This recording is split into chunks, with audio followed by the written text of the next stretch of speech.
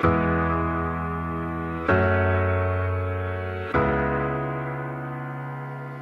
guys, welcome to another series of It's Time, and as you know, I would always find you interesting people.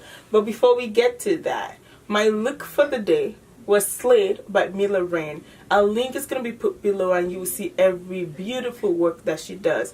Go ahead and do that when you're done watching this video and give her a thumbs up and check out our YouTube channel too. And today I will let my special guest introduce herself. Hello, my name is Atosha. Which means enough in Swahili. So you can follow me on Instagram, it's Atosha_enough.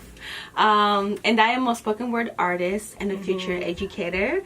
I am also a college student at the University of Minnesota, Twin Cities, studying sociology of law, crime, and deviance.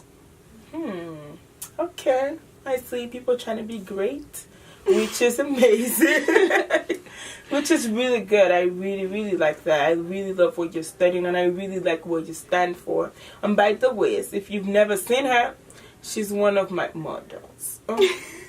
You did not, because you did not say that about yourself. Yeah, and I'm also an aspiring model as well. Oh, aspiring, or you already model?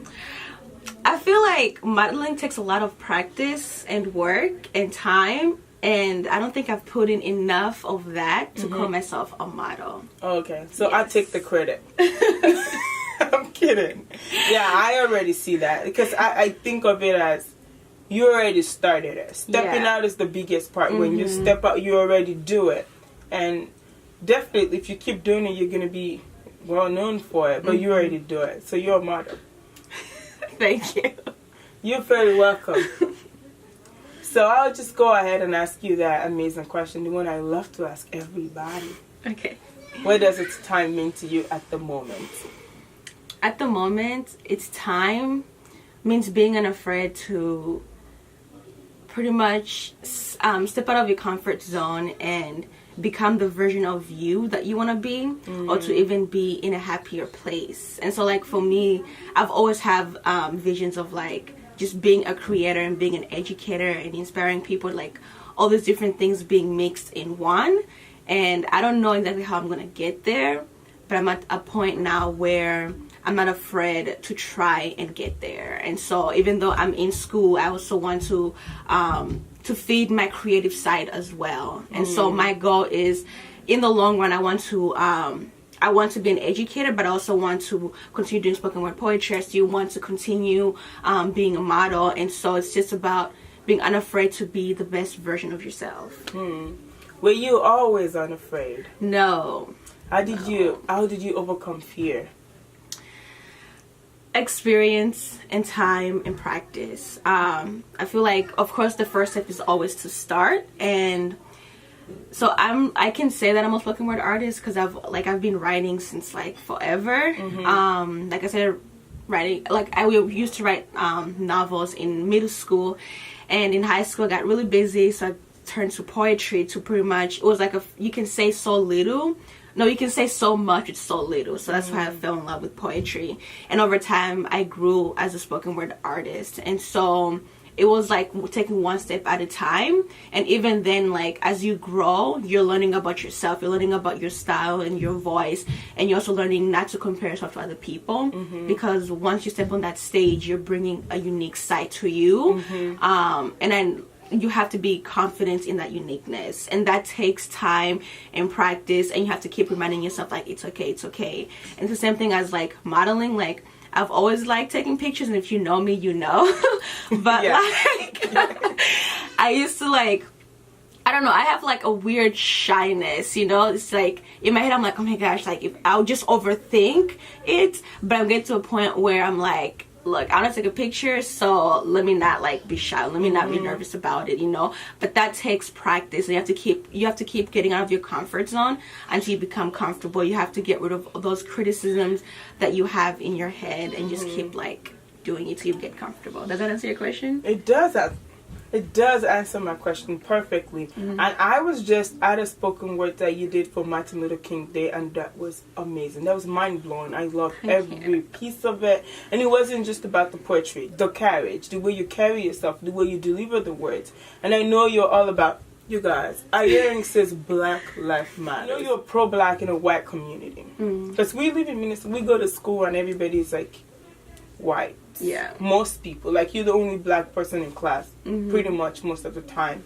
I don't know if that's the same with you, but how do you go out there and express your blackness without it being too much? For me, I feel like it always starts with how I dress. I express myself through what I wear and what I look like. Like, how I look like now is not how I looked like my freshman year. This is my 4th year of college now. And so everyone is always like I always have different looks. And to me, that's the whole idea of like black girl magic. You know, we can have a big afro, we can have long hair one second, we can have like short hair one. Like, we know we do all of these things. And for me, I guess how I present myself in the world has always been something that my older sisters taught me. Because in elementary I didn't really care that much, but they'd always be like, you have to like dress up, you have to, you know. So in the back of my mind I was like, I always have to present myself in the best version of myself. And so growing up, like in middle school, dressing up to me was a way to like hide my insecurities. But then I don't know, something about, because I used to live in Minneapolis and I moved to St. Paul, something about that move was like, okay, I need to stop being insecure and I need to grow confident in myself. And I never know where that came from. But the second we moved, I was like, I can be confident even if nobody else can see that confidence. You know, I can wear what I want to wear and feel good, not just to hide. You know, I don't have to hide myself anymore. And so that was the first, to me, that was the beginning of my self-love journey.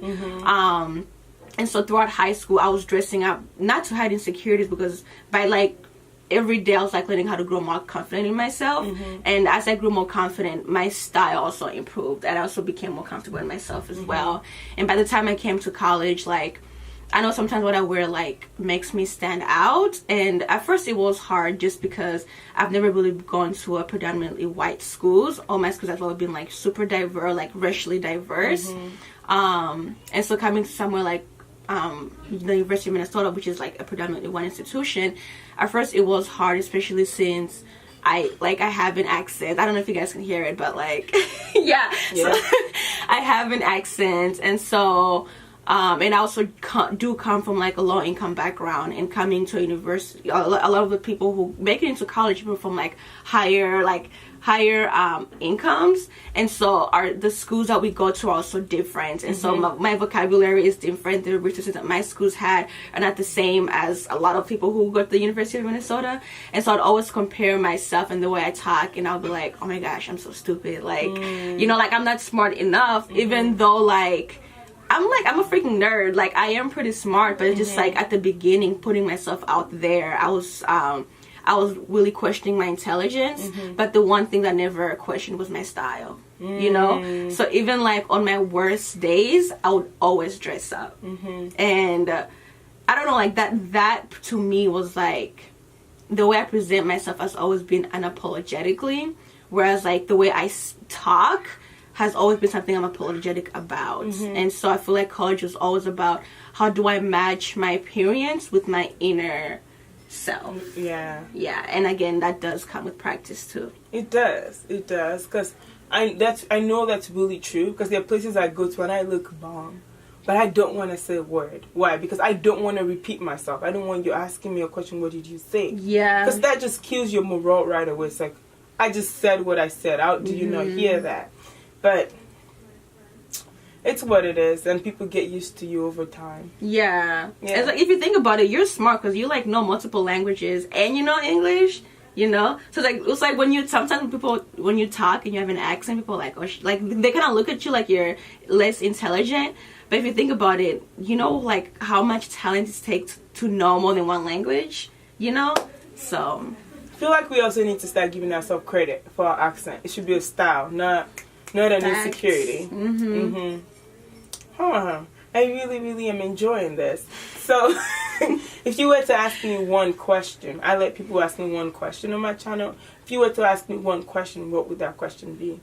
What does this time mean to you? Oh wow, a lot of people have been asking me that question lately. right now I'm at a stage in my life where I feel like it's time to aspire for greatness. I know that I could do it. I shouldn't keep sitting in the space of, oh wait, what if, or trying to project that on other people to do what they're supposed to do, and just get out there and ask people what its time is, because I enjoy the conversations. I enjoy hearing it. I ask people what its time is without recording it. I do it all the time just because I want to hear it, and it makes me happy. So I feel like it's time for me to do more. No more excuses. I should put out those products, because I already did start doing that. Put out those products. Do everything that I always say I want to die empty. So if I do want to die empty, I better start doing everything I'm supposed to do. I like that. So it's time. I like that. So what was like the final, like, I have to start doing this? I always say 2017 was really bad for me. I wouldn't say it was really bad. So I would wake up and see a new product on Instagram that I always wanted to do, or I see somebody do something, like, I had the idea 2 years ago. So I went everywhere and I just started beating myself up. I'm like, you're not doing anything. You could do this. Or I would make videos and I just hated the lighting. I was so discouraged by so many things. So it's like, okay, yeah, if I am not doing what I'm supposed to do and it makes me feel this crappy, I better start doing it, so I feel better about myself. Yeah. Because if you see it on your potential, it starts to kill you. It does. Facts. Okay, I like that. And even like you asking people, it's time. You're helping us reflect as well on where we are in our lives. So I like that. Oh, thank you. That does make me feel good. Thank you. It was really, really nice having you here. I really do appreciate you coming. And I hope that some other day I would ask you what its time meant.